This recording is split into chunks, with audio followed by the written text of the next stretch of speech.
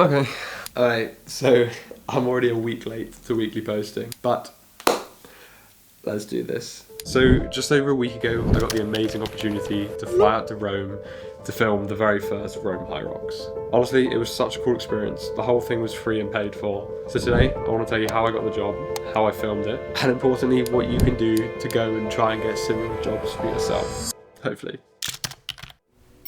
So in order to explain, we need to go back about a month. I was just scrolling on my Instagram, looking through my stories, and all of a sudden a story on the Instagram page of Alfie Robertson popped up. It was a short story. Literally all it said was, I need a videographer for an Iceland trip. That was it. And honestly, at the time, I didn't think I was going to get it. But I just thought, you know, I may as well apply anyway.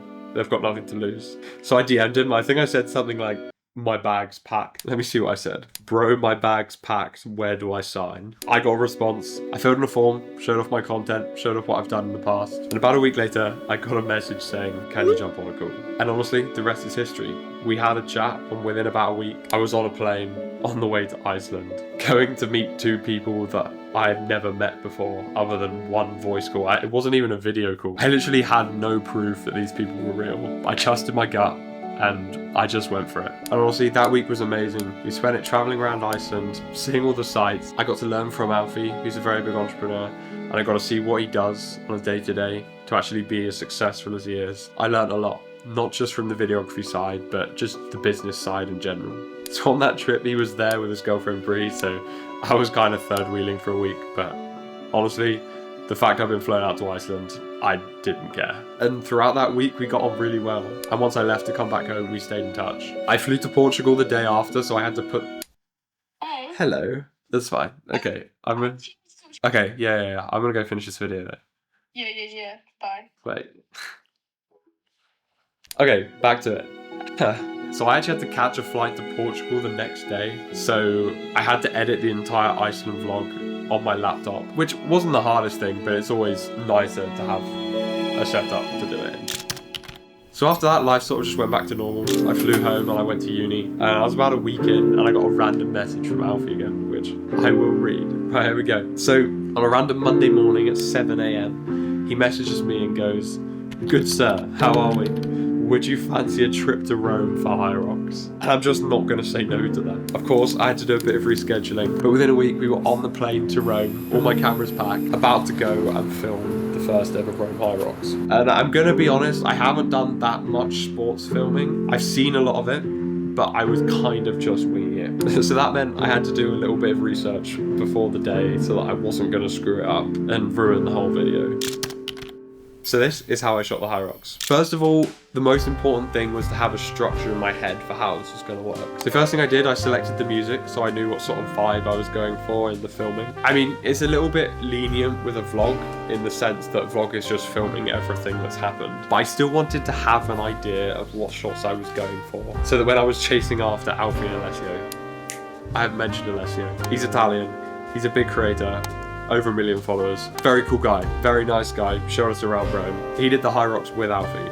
So as I was chasing Alfie and Alessio around this Hyrox arena, I wanted to know what shots I was getting so I could maximise that time that I had. Because realistically, they completed it in an hour. I only had an hour to shoot this. So my whole aim was to create sort of a fast-paced sequence within this vlog. Something that felt upbeat, something that felt fiery, fast, dramatic, to actually give a real punch to the vlog. So that meant for me, I wanted to get some handheld stuff, quite a lot of handheld stuff, and quite a lot of up-close shots. Now that was probably the first issue, because if you've seen a Hyrox event, you'll know that spectators stand all the way around. Yes, you can get kind of close, but you can't get as close as I would have needed. And there's also lots of people around, so it's hard to navigate. So Alessio, I don't know how he did it, but he managed to get me onto the Hyrox media team, and I was able to get this high-vis jacket and this little badge to show that I was a part of the team, and I was able to actually go inside the bit where the athletes were. And obviously I had to have a bit of a debrief to make sure I didn't do anything stupid, but that made it so much easier to get these really close-up shots, really fast-paced shots to fit this format that I was going for. I also wanted some variation, so when I decided I'd done enough shots in 24 FPS, I decided I would just crank the shutter speed down and get some of these low shutter speed, blurry ass shots just to give me some variation. And I also set up my camera so that I could just flick to slow motion whenever I wanted, and it made the whole process much easier just having my camera set up in advance. So that meant I now had a mixture of shots so that when it came to the edit I had variation and I had stuff to choose from. And I basically spent the entire hour running around after these guys, trying to avoid all the other athletes and trying to figure out where I was meant to be in order to capture the best shot. Oh, camera died. But other than that, the end result came out really nicely. I also briefly met another videographer called Florian, who is a follower of mine. We didn't get a whole lot of time to chat, but he was such a nice guy, and it was the first time I've ever met a follower, so I don't know. It was a kind of a weird experience, but it was cool. And I know you're screaming at me. I know you want me to tell you. What gear did I use? Well, I used my Sony FX3, which is this camera here that I'm currently filming on. I don't think I have to say anything about the FX3. It's an amazing camera. And I just had plugged on my Rode RTG shotgun mic. RTG? Oh, Rode NTG mic. It's just a super easy slide-on mic and allows me to capture all the audio I need. I have my camera caged up in a small rig camera cage. And in terms of lenses, this is one of them. I don't know where the lens cap's gone, which is not brilliant, but this is a Sigma 24-70. This is my sort of, I would call this my bread and butter lens. Like, I have this on my camera most of the time. Yeah, it does the job. I think the picture quality is very nice, and nothing more to say. And the other lens, which I bought specifically for vlogs and talking head style stuff, is the lens that you're seeing at the moment, which is a G Master 16mm f1.8, and honestly I can't remember how much it costs, but it's super wide and gives this really nice sort of visual that I've been using in loads of my videos recently. Also, it's just ideal for talking head stuff. Alfie liked to do a lot of just holding the camera and doing like vlogging style. As I was doing a lot of handheld stuff, I wanted a bit more weight to the camera just to sort of reduce any unnecessary shaking. So what I did was I slapped on a base plate, put on the base poles, and then I attached a battery to the back so that the camera didn't die, and also just to weigh it down a little bit more. I would have used a monitor on the top, but I've lost my little HDMI cable that makes it work, so the one event I probably really needed it, I didn't have it. But other than that, I chucked on a side handle and a top handle just to give me a bit more control when I'm moving around with it. I shot most of the footage in 4K 24 frames per second just because that's the most cinematic look. And then when I went to slow motion, I shot everything in 4K 120 FPS just to give me that super smooth slow motion.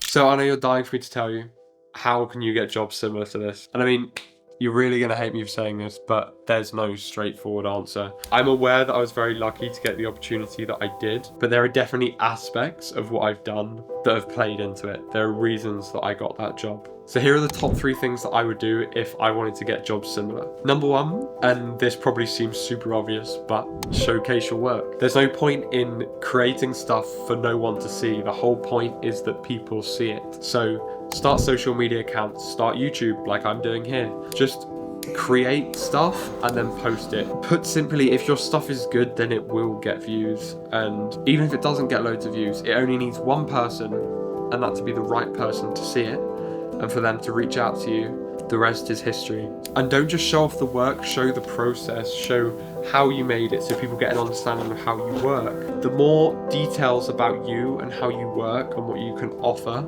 you put out there, the better and more likely you are to actually get people interested in what you do. And that's the biggest thing that I think played into me getting that job, because I have like 200,000 followers across social media, already create content, which is something that Alfie did anyway, so that's something that drew me to him. But I've also shown off my work so he can see that I've got the skills to be able to deliver what he's after. Number 2, and hands down the most important part of filmmaking, is build connections. When I was in Iceland with Alfie, we got on really well, and I made a conscious effort to make sure that happened. The more connections you build, the more likely you are to lead on to the next person. So if you made a friend with someone, you don't know who their friends are. Their friends could be big business owners, they could be looking for videographers. So really just meeting one person can lead you down a whole rabbit hole of connections that can honestly change your career. So make the connections now, reach out to random people, show them your work, tell them what you do, and honestly, if you're doing that, it's just a matter of time before you reach the right people. And number 3, under promise and over deliver, which is something I've been telling myself as I've been building my production company over the last few months. It makes you seem so much better to the client. It makes you come across better. It makes them like you more. It makes them so much more likely to actually want to work with you. So go one more, create that extra piece of content, film those extra stuff, take photos. For example, me for Alfie, I came out to do videography, but I also brought my amazing Fujifilm camera. So he also had a nice bunch of photos that he could use from the trip, which again is just that under promise, over deliver. And honestly, if you follow those 3 things and keep improving your skills, you will get jobs like that. It might take a little bit of time, but it's inevitable. At some point you are going to get these jobs. And it might be as unexpected as it was for me, but if you just keep consistent, it will happen. And I guess finally, I just want to give thanks to Alfie for flying me out. It was such a cool opportunity, both Iceland and Rome, and he's actually made me realise how much I actually want this and how hard I should be working in order to make these dreams happen. But other than that, we are getting these weekly posts done, so I will see you guys next week. It's gonna be a week this time, I promise, it's gonna be a week.